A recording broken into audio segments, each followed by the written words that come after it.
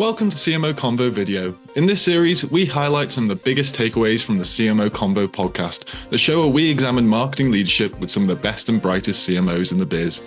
This is part 3 of our Storymasters series, featuring Gaston Tourn, CMO of Curio, where we take a look at the importance of proper story structures in marketing. Hi Gaston, we're back with Storymasters. How are you doing today? Very good. Episode 2. I can't wait. I feel like last week we completely lost track of what time it was, and it was such an interesting conversation. I'm looking forward to today. Yeah. Let's think of this as probably appropriately, the second act of the series, because we are talking about story structure today.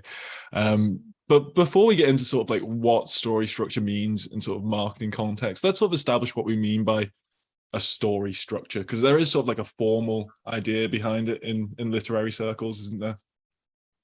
Yes, definitely. I think it's quite interesting because most people, when they think about creativity and in general, like art or literature or fiction, I think the common conception is that art doesn't need limitation, that art or fiction or good stories, they don't need a structure. It's almost like, if creativity was the opposite of a structure. And that's not entirely true. I think for sure, like there is an element of like creativity breaking structures. But for being a disruptor, like if you want to actually break a structure, in the first place, there needs to be a certain level of a structure that you're actually actively conscious about and you're trying to disrupt. So I feel like, there's a common misconception around creativity or stories lacking structure. I feel like what probably people mean is there's already a structure in place, and great pieces of art, what they do is maybe they disrupt part of that structure. But it's very, very rare for someone to just be able to completely overthrow like years and years and centuries of good structures. Because I think in general, like the way that our brain processes stories tends to follow some patterns. And I think those patterns are the kind of patterns that have been developed over centuries. And even if you're not aware of them, naturally, when you tell a story, you tend to use some of those patterns. And it has been talked about for centuries, sort of this. In fact, probably as long as literary critique's been out there. We've talked about Aristotle a bit in the last episode, but Aristotle really kind of came up with the first idea of a story structure. And I'm going to try and pronounce the Greek terms he used. He used desis, which means binding or complication is probably the best way of putting it, and lysis, which is unbinding, or denouement, as we say in modern terms. And that's basically the conclusion of the story. And to Aristotle, all stories followed that structure. It goes from the binding to the unbinding. You go from the complication to not necessarily the resolution of that complication, but some kind of release from that complication, whether it's a good release or a bad release, it doesn't really matter. There's just this binding and unbinding. And that structure's been followed for thousands of years. Like you can think of loads of examples that follow that, loads of examples in literature that follow that structure. Yes, completely. I think it goes back to what we discussed last time around stories focusing always on conflict, or like there should be an element of change and conflict or tension in the story. And I think in the end, it doesn't matter if it's like 2 acts, 3 acts, 5 acts, like different models are going to, call those different parts of the story in different ways. And they're also going to have different number of acts or parts of the story. But in the end, there's always the same kind of elements. At some point, the situation is disrupted. So there is a scene, there is a setting where like the world looks more or less normal. Then something disrupts that order, that normality. And all characters or, everything in the story is about trying to go back to that certain level of normality or order. And then in the end, it might happen or it might not happen. So it's resolved or it isn't resolved. But that kind of like pattern or structure is very much followed by every story. There might be 2 acts, 3 acts, 5 acts, 10 acts. You might call it like complication, you might call it like confrontation, but in the end, it's referring to the same kind of like elements in the story.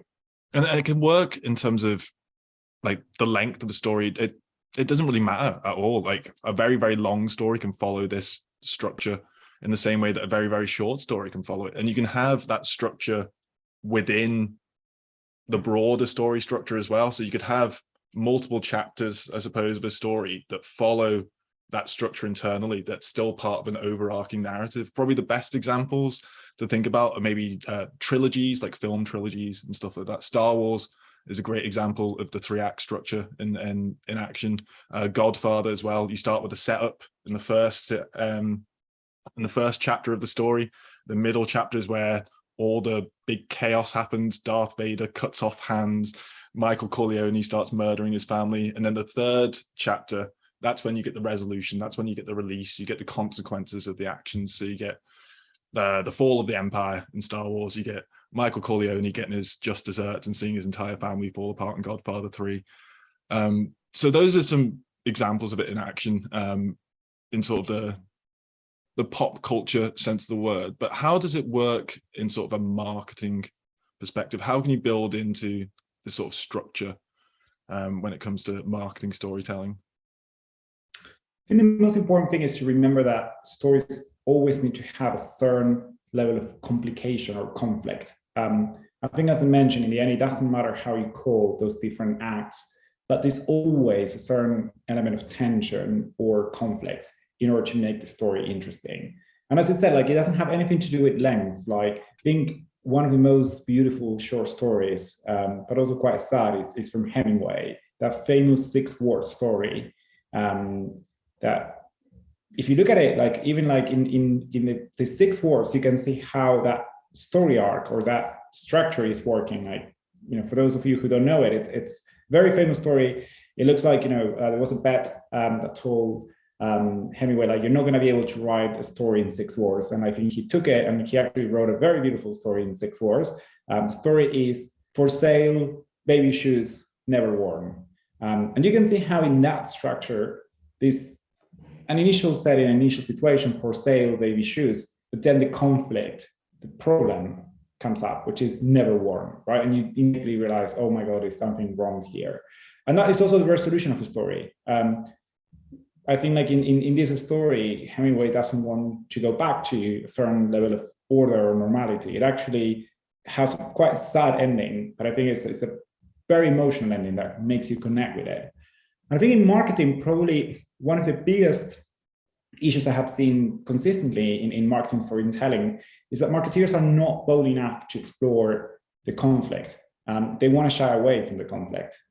Usually most marketing stories tend to be a bit flat, tend to be a bit about, like, how life is happy, and, like, if you consume this ice cream, you're going to be even happier, and everything is like, just like people running through the fields, like, just enjoying life. And unfortunately, life isn't that happy. And I think actually we watch stories to connect emotionally also with the negative side of life. Because if everything is positive, if everything is amazing, then you cannot really relate to how amazing that moment is. I feel like usually you value happiness and you value great moments in life by comparison, by understanding that there are other moments that are actually quite sad and other moments that are not great. And I think, like, that's what a good story does. It kind of, like, makes you feel like everything is lost, but then actually everything can also be recovered and everything can be great again. And I think usually most marketing stories, they feel flat because there is not that arc in the story.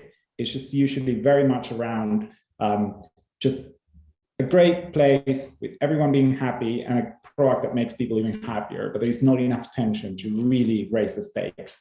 If you look at some of the best adverts that really have a cultural impact, particularly in the UK, for example, the John Lewis ads, they are very different to the everyday ad that we usually watch on TV. And I feel like that's why they have such a huge cultural impact. They definitely explore the more, let's say, not necessarily the sad side of life, but they often explore some negative emotions that allow you to highlight the positive ending or the positive side of things. And I think that's why they have such a strong, deep cultural connection with the UK. I think, like, it's because they allow themselves to explore the whole arc of a story. And in order to really do it, I think that you need to really explore the conflict. Yeah, they're not skipping any stages with the John Lewis ad. Like, a standard advertisement for Christmas would be kids under the tree, open up the presents, they're really happy. Oh, that's great. That's just the baseline though. Like if you're going into a story where they're already happy, that just becomes the norm. You haven't seen them reach the point where they needed to get those presents, why those presents mean something to them. And that's what John Lewis does so well. Like it establishes why these gifts that are available at John Lewis mean so much to the people who are receiving them. And they do it in really, really effective ways that play on very, very emotive feelings. And often it's presenting those even happy feelings in sort of a negative light. It plays a lot on like nostalgia. It plays a lot on sort of missed connections with people. And then John Lewis is a way of rediscovering that joy again, rediscovering that connection with other people. And yeah, they are such cultural touchstones in the UK because people really do engage with the narrative in a really effective way. Like there's loads and loads of other Christmas ads that go out every year, and they often do follow that pattern of just being, oh, this is all the great stuff you can have at Christmas, go enjoy it. Whereas John Lewis ones are the ones that get talked about. They get talked about on social media, they get shared with people. People go out of their way to watch those adverts. People who often have like ad blockers on, don't watch adverts on TV, they stream all their TV. If they hear a John Lewis ad is out, they will go to YouTube and seek it out and watch it, which is a phenomenal thing that you want as an advertiser and the marketer, that people actually want to go out and experience your marketing. Completely. And I think because we're in the subject, I have to ask you, like, what's your favorite John Lewis ad? Like, oh, my it's definitely a culture conversation. Well, my favorite one, oh god, my favorite one is actually probably the Elton John piano one. If I'm going to be honest, like I think they told that story really well, and at a time when I know Elton John did come out of retirement at the time, but he was talking about it being like his final retirement at the time, and you're seeing this whole arc of this entire beautiful, amazing artist told in a really effective way. And it made you really connect with the idea of like this gift that you give to someone at Christmas could change their entire life in a way that Elton John receiving that piano set him on the path to becoming Elton John at the end of the day. What about you, Gaston? Do you have a favorite? It's definitely the Elton John one. I think it's and I think, again, I think it's beautiful because talking about structures, I think we mentioned like a story arc needs to have conflict and needs to have a sense of change. But I think two mistakes that usually, as I said, like I see in marketing stories, it's either the ones that have a flat structure, so they don't highlight the conflict, or the ones that do it in a black and white kind of like situation. They have everything is conflict and then everything is solved very quickly. And then you're like, well, that doesn't seem real, right? Because I think like what that John Lewis ad does, it's a very nuanced structure. You can see sometimes going back and forth between that sense of happiness mixed with nostalgia. It's not pure happiness, that advert. You can actually feel the nostalgia of like, wow, that was an amazing life. But at the same time, like that gift that impacted a life is quite sad to see it like, at the end of his career. So I think like there's a sense of like happiness, but paired with nostalgia. And I feel like that's why it's so emotional, because it's not pure happiness. You do feel a bit nostalgic when you finish watching the advert, but you feel great at the same time. There's definitely catharsis. So I think like that's what great stories do. Like they don't just repeat a framework, they try to nuance it a bit, and they try to make it very, very specific to the story they're telling at that point. I mean, it's telling that John Lewis, I think, is honestly the Christmas ads are the only ads that I've ever heard people talk about willingly and openly that they cry when they see those adverts on TV. Like people really do emotionally connect to them. So to all the people outside the UK listening to this, I very much recommend you go and check out their ads. Like have a good cry, enjoy the story, and be inspired by the storytelling techniques. But let's talk a bit more about sort of like the story structure, because we talked a bit about acts, but what are the components of acts? Like what are scenes, if we're going to keep using sort of like theatre terminology, and this is probably the best way of putting it. Yeah, so a scene is really, really important in storytelling, because scenes are like the atoms of stories. It's like the minimum element that really make the story work. So I always start by identifying what's going to be the story arc, and the story arc has 3 or 5 acts, depending on the structure you're using, but what you want to see there is tension, and you want to see change. But then in order to compose those different acts, you need scenes, which are like just smaller situations that in a way contribute to telling the wider story. I think in the advert that we were talking about, from John Lewis with Elton John, like a scene might be, for example, Elton John as a kid getting a piano as a Christmas gift, right? That's just a scene. It's one specific situation. But a really interesting book from a screenwriter called John York. He was a screenwriter from the BBC. He did an amazing series in the UK called Life on Mars. I think it's a bit of an old one now. He has a fascinating book that I recommend everyone reading. It's called Into the Woods, How Stories Work. I think in that book, what he talks about is like, actually the general structure of the story is the same structure that you can see in each element of the story. So each scene in a way repeats the pattern of the general arc or the general story structure. In every scene, what you have is usually tension. It's really, really important to have tension. You watch a story because there is a level of conflict or tension, and you watch a scene captures your attention because there is a certain element of tension. For example, in most romantic films, a scene might be a conversation between like a couple, but in that scene, there has to be a certain element of like, tension that might be overt, might be obvious what's going on, or might be very subtle. It might be like, some elements that kind of like allow you to understand that there is a certain element of like conflict or something is not going completely right. So every scene needs to have that tension, right? Needs to have that element of like, maybe not everything is going right. Maybe there's something that is going wrong. Or maybe if there's two characters, they're kind of like pulling the story to different directions. So there has to be always tension. I feel like that's what really a scene needs to be all about. Whenever I compose a story, I ask myself, who is the dog? I've been going back to what we discussed a few weeks ago. Really important that you ask who is going to bring tension to the story. And it's the same exactly in a scene. So if I'm thinking, for example, of a scene and I'm thinking about like a love story, I need to immediately find a dog. Who is going to make this love story not perfect? Who is actually going to bring some tension, or what's going to bring some tension? Maybe it's like personal insecurities. Maybe it's not someone external. Maybe it's their own internal conflicts. But there needs to be tension in order to capture people's attention. And again, I would say most marketing stories shy away from conflict, shy away from tension. And unfortunately, if you're a conflict avoider, like that's not going to make your story work. You need to really highlight the tension and the conflict in order to capture people's attention.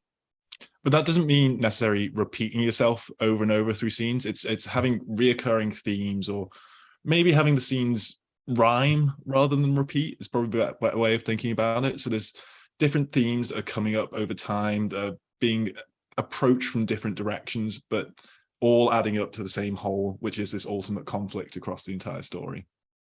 Completely, yes. I mean, repetition is not great. I think we discussed this, I think in another podcast, but I'd say, one of the worst things that I think happen in the marketing world is when everyone starts to become obsessed with consistency. And I feel like most people think that consistency means repetition. Consistency doesn't mean repetition. Consistency, what it means is that you're authentic and you stay true to your values, but you can change what you say. And actually, it's more around like staying true to certain values rather than repeating the message over and over again. Repeating the message over and over again is what robots do. And actually, most people turn off when you call one of those call centers that have a robot, and no matter what you say, they keep repeating whatever they want. That actually is not a conversation. It's not a story. It doesn't engage you as a human being. What engages you is when the other party has certain values that are consistent, but the way they articulate those values and the way they articulate the story is very diverse and actually brings new tones and new themes in every single story they tell.